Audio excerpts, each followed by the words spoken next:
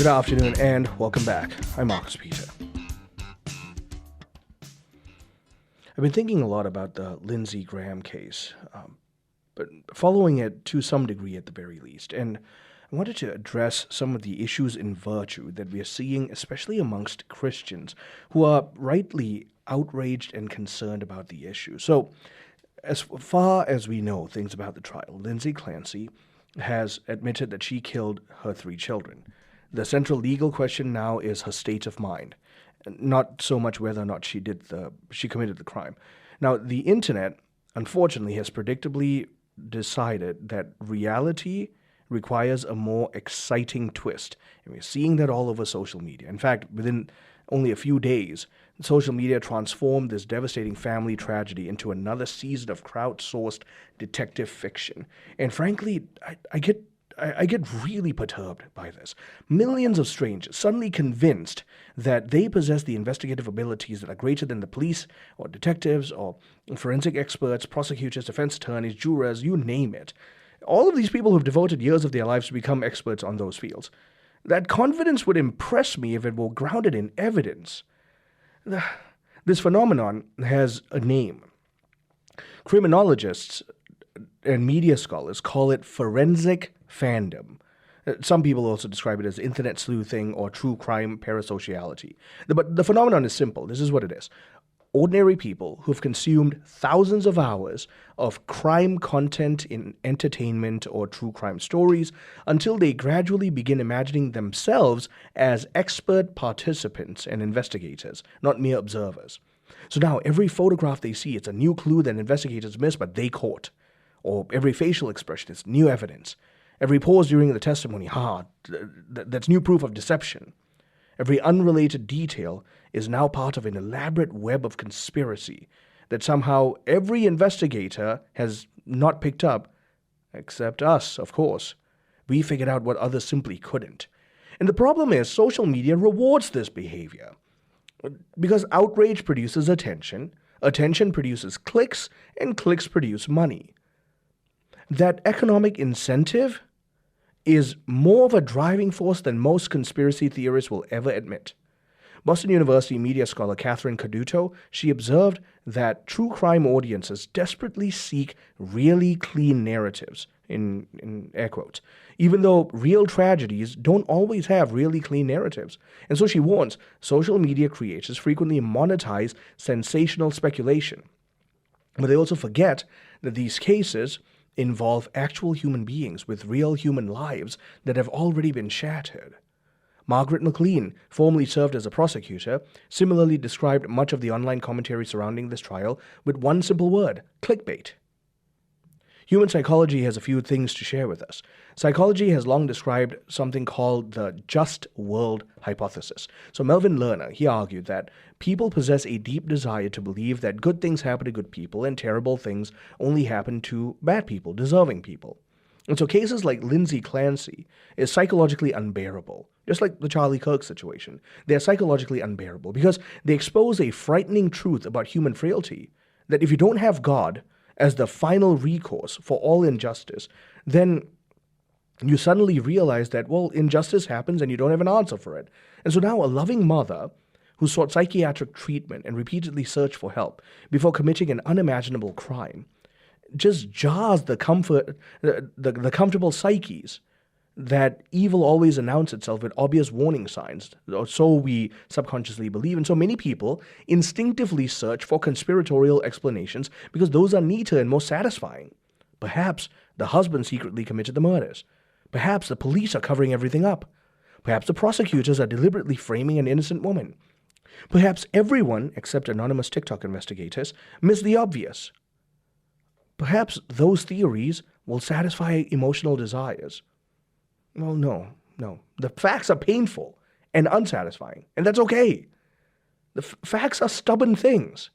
Patrick Clancy has never been charged with any crime connected to the deaths of his children. Prosecutors have never alleged that he participated in the killings. Lindsay Clancy herself admitted to the act. The dispute before the jury is about criminal responsibility through an insanity defense, not the factual responsibility for the deaths. None of those realities have prevented countless online commentators from constructing elaborate narratives built upon clothing choices and body language and voice tone in the 911 call and remarriage and relocation and facial microexpressions, as if we're all experts at these things. And that speculation reveals far more about our modern digital culture than it does about Patrick Clancy. I've already heard horrifying conspiracy theories accusing this grieving father, despite an abject absence of evidence supporting those accusations. Every few hours, another viral video will be dropped, and it'll promise to unveil hidden evidence that investigators did not pick up, but they did. Every thumbnail promises shocking revelation. Every content creator is now promising knowledge that, not even the lawyers know this case, know this fact. And eventually, every one of those theories can't hold water. They all contradict each other after a certain point. Fantasy exhausts itself, and that pattern goes beyond this trial. I don't like talking about her a lot, but this is how Candace Owens became enormously influential. She mastered the economics of digital certainty. See, numerous internet personalities have discovered the same formula, so it's not just her. It's that she monetized it the best. Present yourself as the only courageous voice willing to expose quote-unquote hidden truths in a network of information gathering that nobody else has. Reject whatever ordinary evidence, whatever the institutional narrative is, even when it's logically coherent, reject it outright. And then promise secret knowledge that's unavailable anywhere else.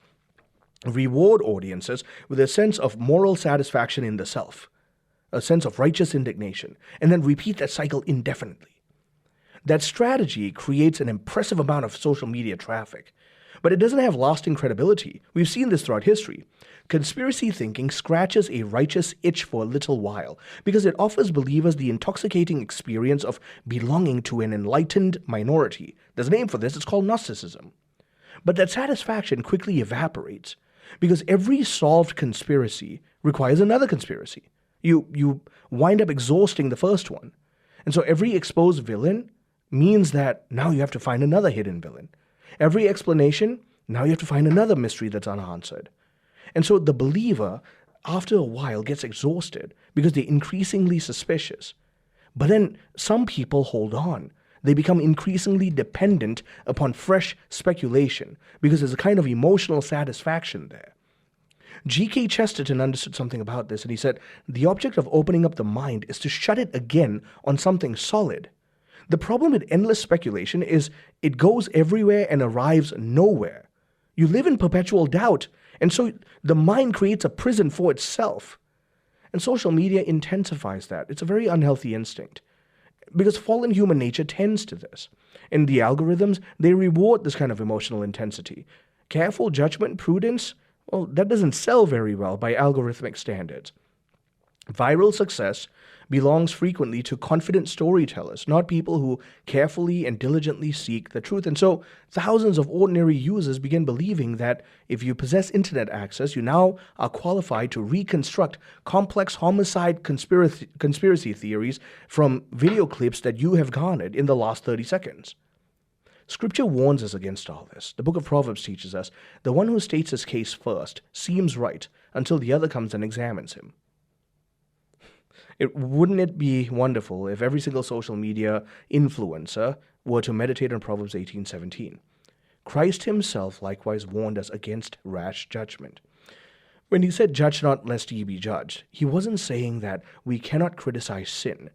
He was saying to be careful with the way in which we exercise our capacity for judgment. Jesus wants us to practice sound moral reasoning, but we are to prohibited from prideful, arrogant certainty regarding matters that are beyond our knowledge. None of us knows the full details of this particular case, the Lindsay Clancy case. None of us sat through the psychiatric consultation or the medical records, but instead, all we have is the fact that Patrick and Lindsay lost 3 children. Lindsay faces consequences beyond anything most people can imagine. So this is the Christian call. Pray for Lindsay and Patrick. Pray for the children who've passed. Pray for the jurors. Pray for the physicians. And let's guide our intellects in virtue to seek the objective truth. I'm Marcus Peter.